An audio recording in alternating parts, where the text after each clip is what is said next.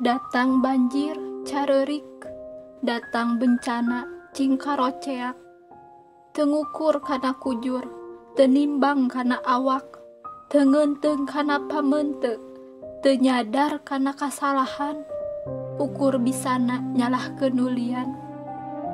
Mi hape gunung teh ulah dirurun, mi hape leuweung ulah dirarat, mi hape lemah cai nu walagri, sesakeun jang anak incu urang.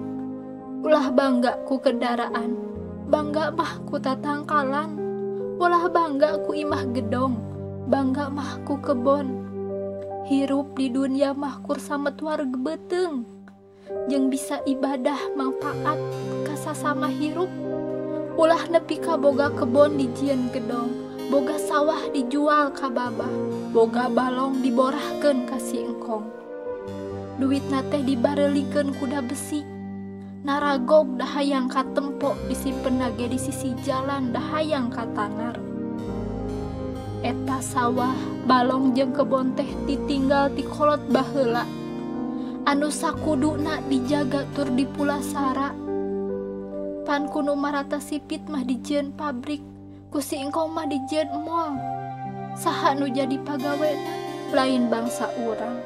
Tuh burudul ti kidul, torojol ti kulon, daratang ti wetan, berebet ti kaler. Bangsa deungeuna arasup jaradi pagawena, anu teu ngarti kana bahasana. Pribumi ukur caricing, salakina ukur maroyan bari ngaraduh hayam, pamajikana ukur ngarariung bari ngarasuh. Dahayang untung tina enteng, mung capek tara daek digarawe. Pribumi ukur jadi babu, sedengkeun ari nu anyar daratang marawas sifat sewang-sewangan.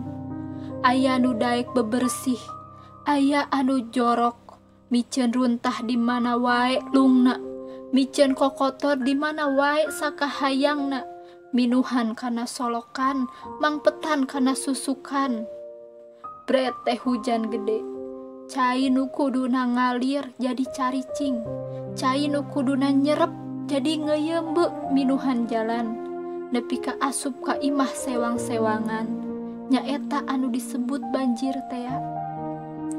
Cik atuh geura areling, ulah ukur caricing, geura robah eta kalakuan, cing inget kana sagala karugian.